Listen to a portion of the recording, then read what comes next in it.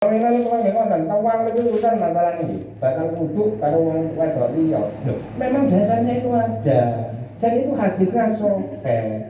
Loh, masa kita itu katanya Kanjeng Nabi ora itu. Lah kira-kira si A itu enggak ser karo pendapat ini, ya monggo enggak usah pakai pendapat ini. Tapi jangan mengatakan bahwa ini adalah keliru. Sebab enggak keliru kok berarti ngelirone Kanjeng Nabi juga gitu. Memang hadisnya begitu. Dan hadis ini enggak cuma hanya satu.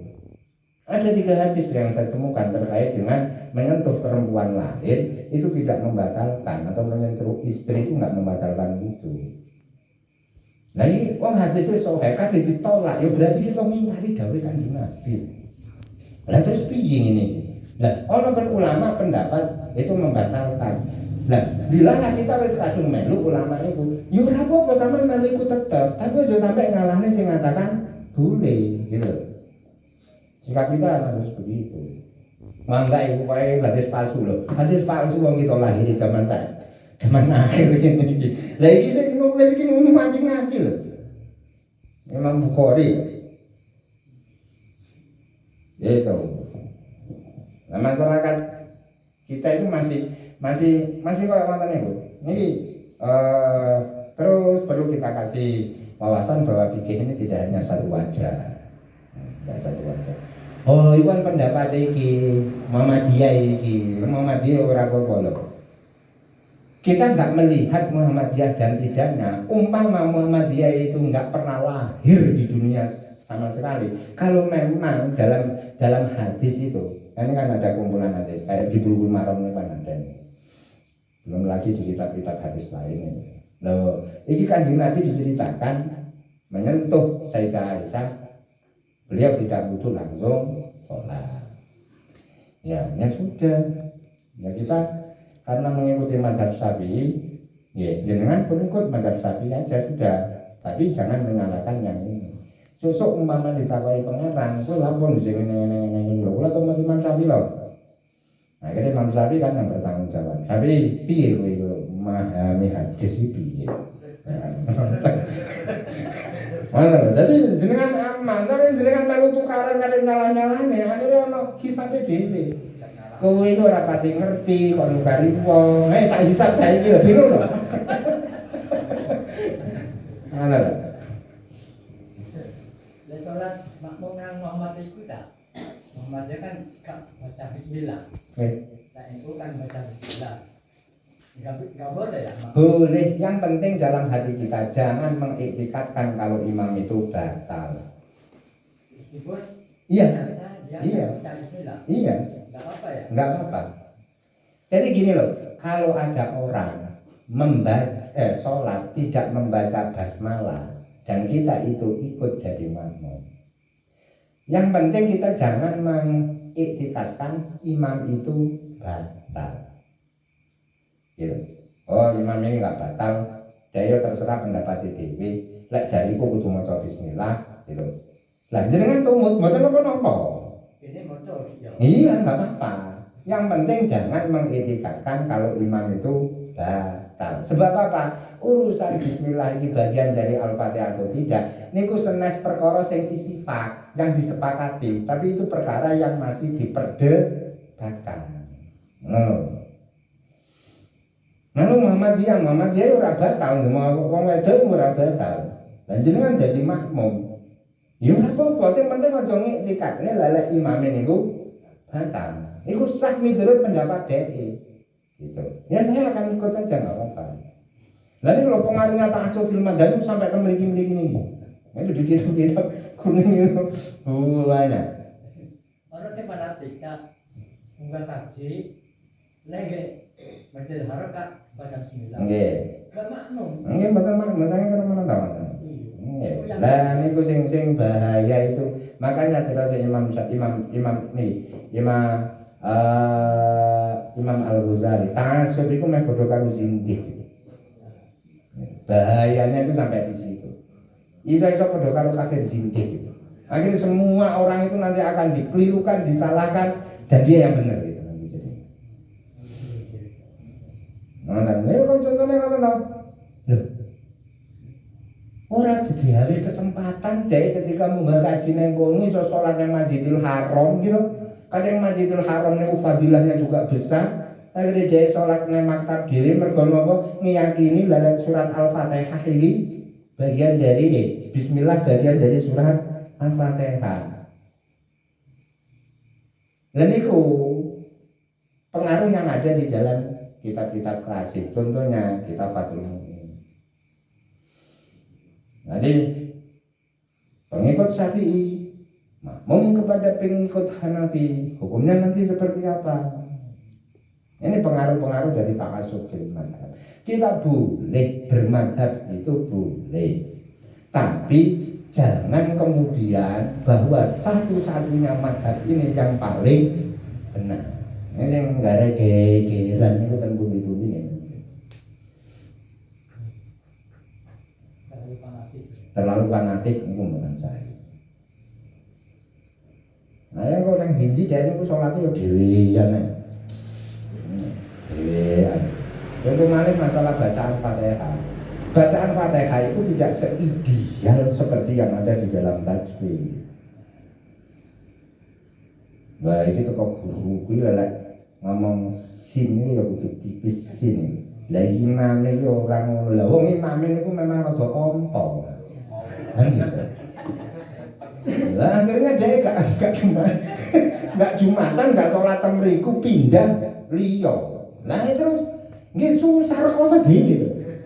Rekoso dhewe. Jadi bacaan tentang Al-Qur'an ini tidak seketat seperti halnya yang ada pada saat ini niku mboten. Nggih memang lek kula piyambak ngajari lari niku memang kula pakai metode motor. Sebab kenapa? Ini dalam proses pembelajaran. Maka pun gede, yora tak wae weruh. Itu. Jadi nek krungu ana wong maca Fatihah ngene iki, sing penting gak sampai ngerubah makna. Ya wis aja diurip-urip. Iku sing marati meneh ali bacaan siratal ladzina an'amta 'alaihim. Kan ono sing mastet, ono sing terus. Carane anu sing terus ngono lho. Ngeten lho. Ngeten iki. Bahaya itu kalau cuma hanya baca satu kitab, itu bahaya. Kitab tajwid itu di Indonesia yang paling tinggi diajarkan di pesantren-pesantren, paling banter adalah Jazariyah. Paling dukur gini. Terus neng Malang paling Fathul Manan itu karyanya almarhum Maftub Rasul tadi. Lah, yang tebal-tebal sampai ke Qiraah Asabah itu. Nah, ada yang baca. Ihdinas siratal ladzina an'amta 'alaihim. Berhenti di situ, enggak apa-apa. Sebab apa? Karena ada yang berpendapat bahwa siratal ladzina an'amta 'alaihim itu satu ayat. Ya, satu ayat itu. Bagi siapa yang berpendapat bahwa Bismillahirrahmanirrahim bukan bagian dari surat Al-Fatihah, tetap jadi 7 ayat. Mergo napa? Siratal ladzina an'amta 'alaihim satu ayat. Nol. Satu ayat. Kan berarti 7. Gantinya bismillah. Loh, kalau begitu wakaf di sini ya sah-sah saja. Terus secara makna niku memang pas, berhenti nggak masalah karena sudah kalimat sempurna. Wah ini keliru. Ya kate badan tangan iki ora penak gitu lek apa ono dasare jelaske takok beneran apa nggak sekecok. Mau dari guruku ngene. Ya jangan-jangan guru taman itu juga cuma hanya satu referensi saja. Dan terus ya dan terus lagi hukum wajib yang ada di dalam tajwid itu enggak sama seperti hukum wajib yang ada di dalam fikih. Hukumnya wajib membaca 6 harokat atau 3 alif setengah terus sampai 5 alif. Mat wajib mutasil. Yo hataman iso mari jam 09.00 temenan. Ya. Pokok wajibnya harus segitu ukuran mat ini. Saya cari hadisnya tidak ada.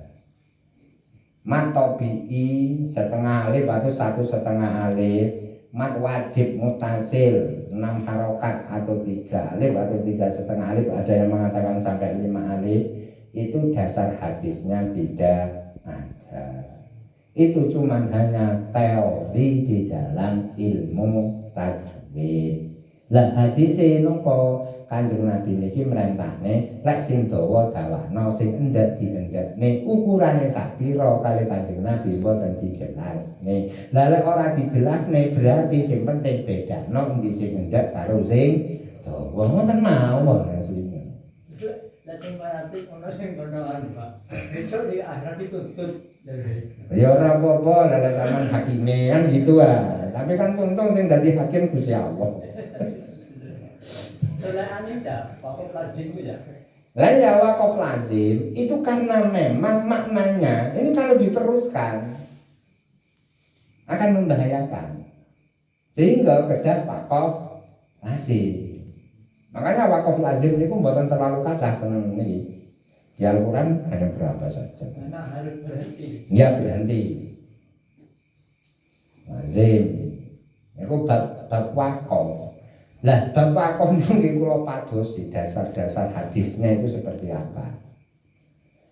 Lah dasar hadisnya niki mboten langsung jelas niku mboten. Ki wakaf lazim wajib lho ya. Ibnu Mas'ud kudu iki enggak ada. Kan murid Quran, murid yang spesialis dalam Quran datang Kanjeng Nabi niku Ubay bin Ka'ab, Ibnu Mas'ud, Zaid bin Sabit. Niku memang betul-betul ahli Quran, spesialis. Ada Amr bin Sam. Tetapi mboten sing ahli sing memang betul-betul spesialis niku. Niku enggak ada, keterangan yang ini enggak ada. Jadi wakaf itu dasar hadisnya ada salah seorang bicara ngomong ngoten. Lah waktu niku teng ngajenge Kanjeng Nabi. Lah ngomong iki ora pakai titik koma. Jadi kudune ora mandeg dhek niki mandeg. Ya contoh kaya ngaten mawon. Polisi celana hijau pergi ke pasar. Ya. Niki lek wakofe kelintu kan maknane piye Mas? Polisi celana hijau pergi ke pasar. Berarti celana hijaunya yang pergi ke pasar. Lah, kasusnya waktu niku ten hadis kaya ngoten niku. Terus Kanjeng Nabi iki omongan sing elek ya ngene iki. Nah, itulah yang dijadikan sebagai dasar untuk wakaf. Makanya kenapa saya kok pakai Usmani? Karena kalau tinggali tondo-tondo wakaf, senajan termeliku shot lam ya atau shot lam alif, itu semuanya adalah kalimat sempurna. Umpama tak kasih titik jedet, niku pas kalimat sempurna memang. Lagi tinggali itu gimana? Kan wakaf niku wonten sing shot lam alif, wonten sing jim. Terus apa lagi? Titik 3. Oh, lah titik 3 mau anak kok. Lah niku kula pahami, lho iki kok ana tanda wakaf iki sik tak delok. Kalimat sempurna enggak? Oh ya kalimat sempurna. Ada yang memang lebih baik diteruskan. Itu ada. Jadi banyak sebenarnya ilmu-ilmu yang diajarkan terutama tentang tajwid ini terlalu ketat gitu ya, sehingga ketika terjadi perkembangan zaman kayak begini ini dados napa masalah.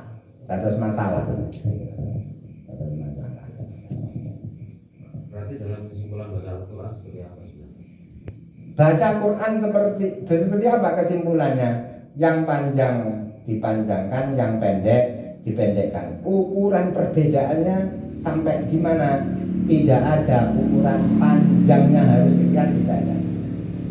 Terus cara baca Quran bagaimana? Warattilil Qur'anat tartila. Tartil itu ya tidak harus gitu, enggak. Ya, antara makhorijul huruf itu beda. Ojo terlalu cepat juga jangan. Gitu. Kalau nggak pas dengan maknanya itu nggak boleh. Ya kalau nggak pas sama mananya ya jelas nggak boleh tuh. Kadang kalau tadarus itu kan orangnya bacaannya kan kadang bacaan kecepatan itu kadang maknanya nggak pas itu nggak. Nah ya makhraj yang pas niku tidak seketat seperti ketika kita belajar tajwid. Enggak ketat kayak begitu ndak. Niku memang latihan di belajar. Ya kudu cetok. Umpama ora dicetok nih ketika belajar, ya engko ya ora karet ya rapi. Ngono lho. Enggak fasih jadinya. Jadi ada bacaan itu namanya tartil, ada bacaan itu namanya tahqiq. Apalagi satu itu? Tadwir, hadir, tartil, takwir, tadwir, hadir sama tahqiq terakhir. Tahqiq itu memang betul-betul ayo mengo cakep kayak begitu.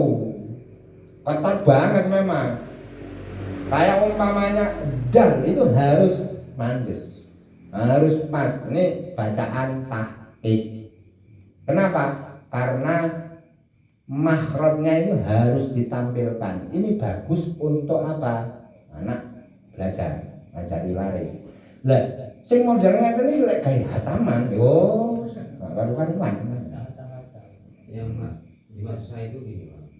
Kan kadang dalam suatu tadarus itu kadang bacaan dalam Al-Quran itu ada yang nggak bener ya nggak sesuai. kan tadinya kalau waktu tadarus itu kan yang menyimak kan termasuk apa namanya dipertanggungjawabkan. Iya gini, iya disalahkan. Kok kita tahu ada orang bacaan Qurannya itu nggak tepat gitu. Kita niati ini konteksnya belajar. Gue lagi ditegur deh malah nggak gelem ngaji. Ya wis, nggak apa-apa, konteksnya kita itu belajar saja sudah. Jadi amar ma'ruf nahi mungkar kalau menimbulkan geger tahan aja dulu. Gitu loh.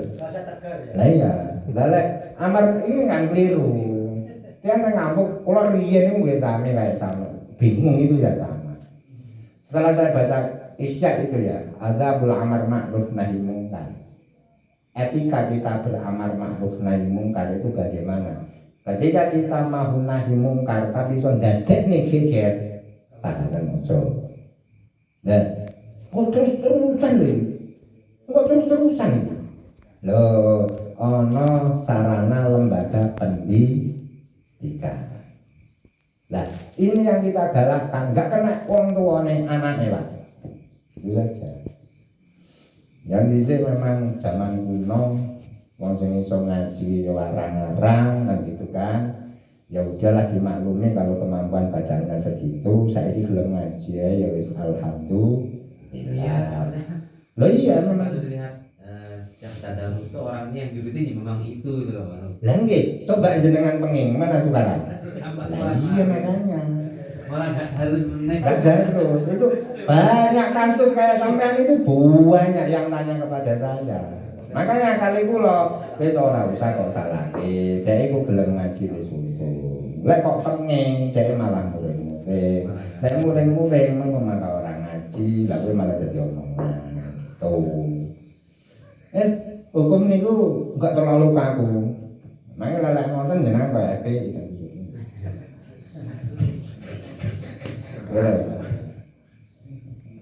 Yang penak, alhamdulillah, wong-wong iso gelem ngaji. Senajan ya memang dhek ngaji zaman dulu, TPQ Iqra masih belum ada. Ini pun kalau kita cekap, mungkin wonten manfaate. kita tutup dengan bacaan Al-Fatihah. Ini terakhir nanti libur sampai mantun Riyadi. Kan Kamis depan kita sudah berpuasa insyaallah. Jadi selama naos 1 tahun, buat menawi wonten salah luput gunung kalau ada yang jelasaken atau nerangaken pun sing boten ngecoki datang menawi panjenengan kula pribadi aturaken ngapun pangapunten. Al-Fatihah.